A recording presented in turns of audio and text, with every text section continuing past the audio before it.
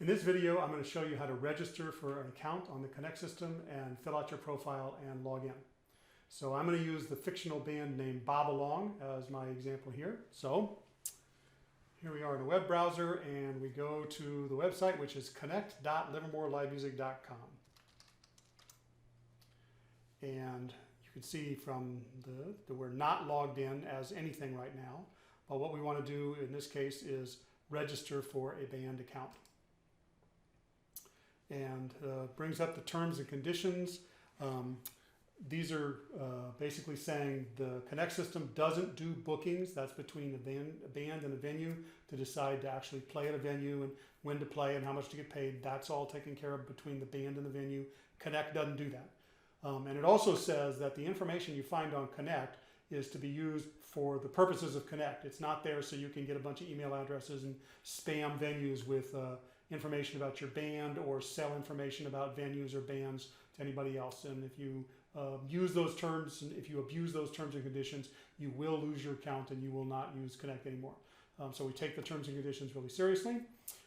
In this example, of course, I'm going to accept the terms and conditions, and then you fill in this form here. So the username is your login name, and I'm going to say that that's anything you want to choose, but I'm going to say it's Bob Along, and put in the name. This is the fictional person that is setting up this account is Bobby Bobbington.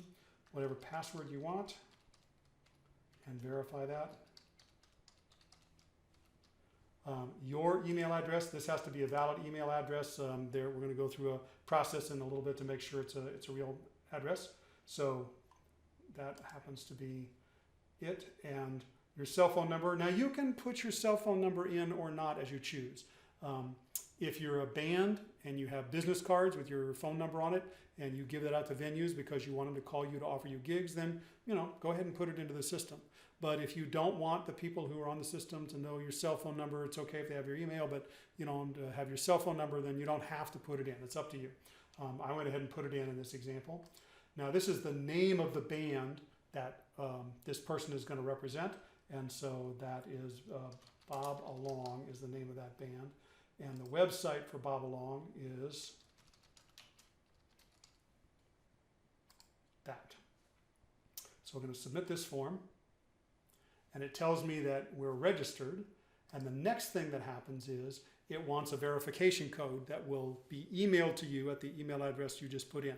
And you really can't do anything else until you've put that registration or that verification code in. So I'm going to go check my email right now. And it turns out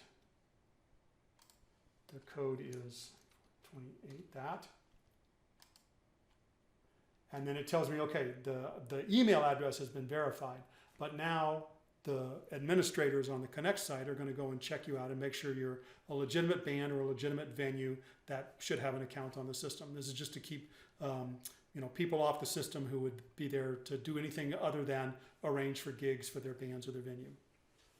So I say, okay, and then we're logged in, but we're not yet validated. And again, there's really not much you can do with the system until you get validated. And that could take a couple of hours, could take a day or two. It just means some human being on the Connect administration side is going to go and validate that you are someone that should have an account on the system. So I'm going to go ahead and log out here for right now.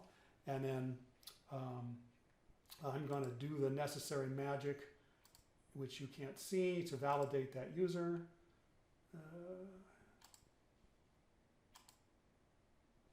Okay, and now that user has been validated, and we go back, and the user has gone back to the website, and we're going to log in. And now that's the username we picked, and whatever the password was I put in. And I have to fill out my profile the first time I log in after being validated. So that's the name and the phone number, the website. This is the address of your either your band or your venue. If you're a venue, you should go ahead and put the street address of where you are. If you're a band, you don't have to put down a street address, and bands don't usually have a street address per se. But you can put in what city you're from, and later on you'll see how that's a useful thing for other people to find out where you are located. So I'm just going to say, for example, that this fictional band is in Tracy, California. and put in some kind of a description of the band. I put in this, we're a fictional band used to test and demonstrate the Connect system. We always have to have a security question, so I'm going to pick the middle name of my father, which happened to be Richard, and submit that. And now the user profile for this user has been updated, and we have to log back in for that to take effect. So do that. And now we are back where we were in the overview, where we've got a user. In this case, it's the fictional band Bobalong that is logged into the Connect system. They're on the calendar, and they can start doing things, right? They can start saying that we're booked or blacked out on this date, and we're booked on this date at this venue. And most importantly, we can say that we're looking. And actually, I'm going to change this one to looking. So it replaces the gig with the looking, because we can now, we're a different band, Bobalong, but from the overview, we can click on looking and get our Connect table for 10:15. And it shows you that Joe's Place is still looking for they haven't changed their calendar, so they're still looking for a band. And that is how you register and update your profile and first log into the Connect system.